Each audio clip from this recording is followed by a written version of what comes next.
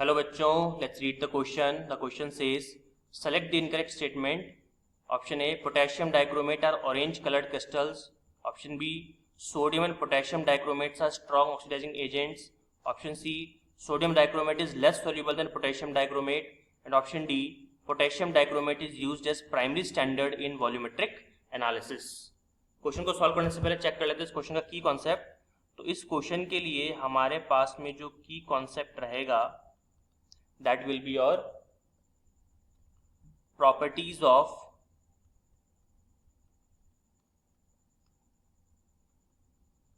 Na2Cr2O7 and K2Cr2O7, मतलब कि sodium dichromate और पोटेशियम डाइक्रोमेट. अब कौन सा स्टेटमेंट इनकरेक्ट है इसके अंदर वो देखने के लिए हम क्या करेंगे, थोड़ा थोड़ा मतलब एक एक ऑप्शन को निकालेंगे और चेक करेंगे कि सही है कि गलत है. तो यहाँ पे देखिए, सबसे पहले हमारे पास में कौन सा स्टेटमेंट है जी. हमारे पास में है पहला कि पोटेशियम डाइक्रोमेट जो होता है ऑरेंज कलर का होता है. बिल्कुल सही बात है, फैक्चुअल डेटा है, इसमें अपन कुछ नहीं कर सकते. ये जो होता है वो ऑरेंज कलर का सॉल्यूशन होता है, ऑरेंज सॉल्यूशन, या फिर अगर पानी निकाल दोगे तो ऑरेंज क्रिस्टल बन जाएंगे. तो ऑरेंज कलर्ड क्रिस्टल्स होते हैं इसके. तो बिल्कुल सही बात है.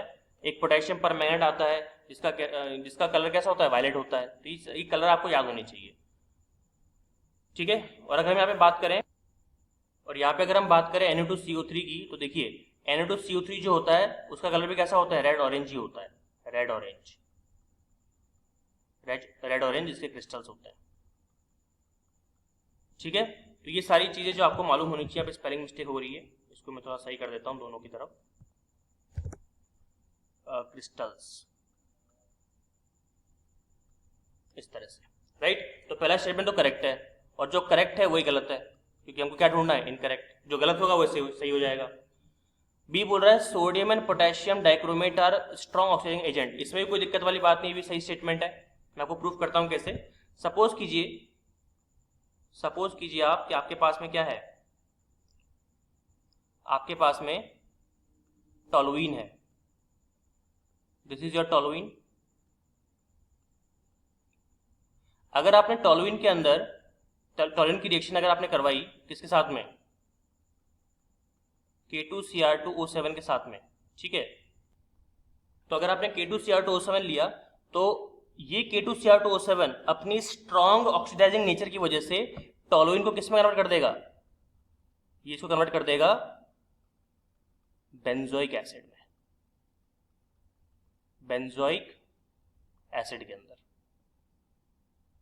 बात समझ में आ रही है. सिमिलरली अगर मान लीजिए मेरे पास में फिनॉल है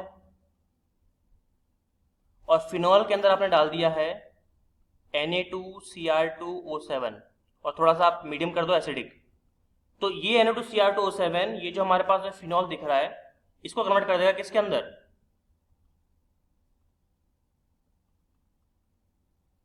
इसके अंदर. क्या बोलते हैं इसको, इसको कहते हैं बेंजो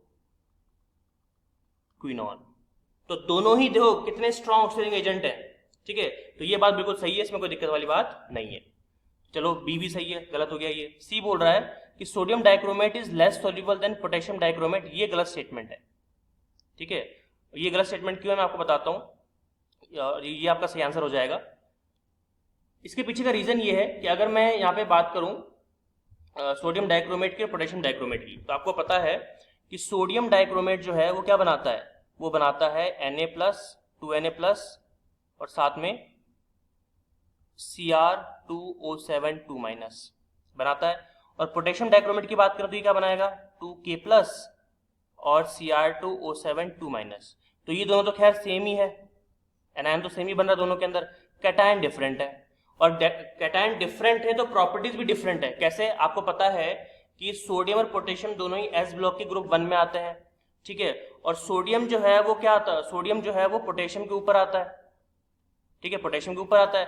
और पोटेशियम के अगर ऊपर ही आएगा, मुझे एक बात बताइए, जब भी हम लोग ग्रुप के अंदर कहां से जाते हैं, टॉप टू बॉटम जब भी हम जाते हैं ऊपर से नीचे, तो एटॉमिक साइज या फिर आयनिक साइज बढ़ता है.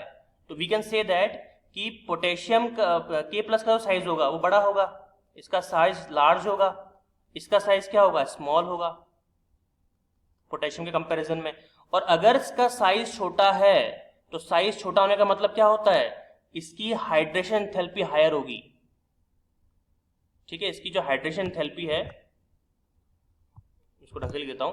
हाँ, छोटा साइज, अगर किसी भी कैटायन का साइज छोटा है तो उसकी हाइड्रेशन एंथैल्पी, हाइड्रेशन, एक सेकंड, हाइड्रेशन,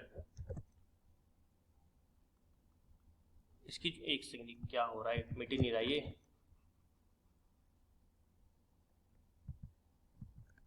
हाँ, इसकी जो आपकी हाइड्रेशन एंथैल्पी होगी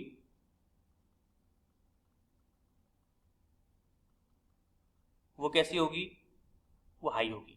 और जितनी ज्यादा हाइड्रेशन एंथैल्पी होती है उतना ही वो क्या होता है, उतना ही वो होता है सॉल्युबल।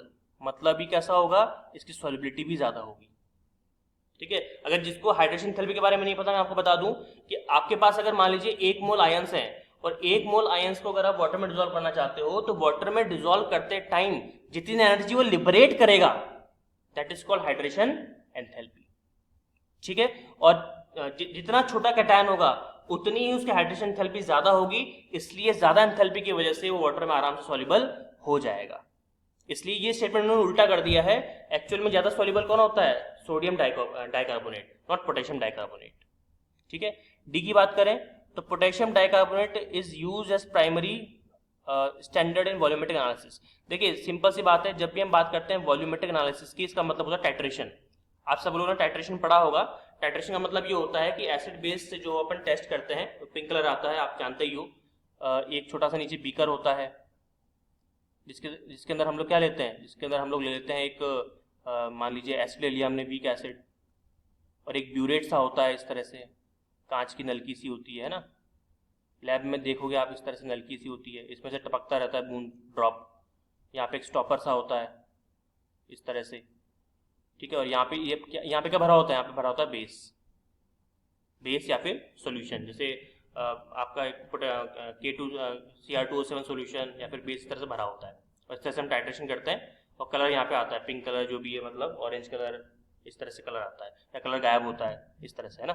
तो इसका यूज अपन करते हैं। अब यूज क्यों करते हैं, इसका यूज क्यों करते हैं, सोडियम डाइकार्बोनेट का क्यों नहीं करते? तो इसका रीजन बड़ा ही सिंपल सा मैं आपको बताता हूँ कि इसका यूज करने का कारण ये है कि पोटेशियम डाइक्रोमेट जो है ना, वो कैसा होता है, वो हाईली प्योर है, इट इज हाईली प्योर। साथ ही साथ ये स्टेबल भी है, साथ ही साथ इसका कंसेंट्रेशन चेंज नहीं होता, concentration not change bye environmental factors, environment factors. तो इतनी सारी खूबी होने की वजह से K2Cr2 को हम लोग K2Cr2O7 को हम लोग टाइट्रेशन में as a primary standard use करते हैं। बात समझ में आ गई? तो ये भी सही स्टेटमेंट है, इसलिए इसको भी हम काट देंगे। तो बताइए फाइनल आंसर आपका क्या हो जाएगा? Your final answer should be option number C. Hope you understood it well, all the very best.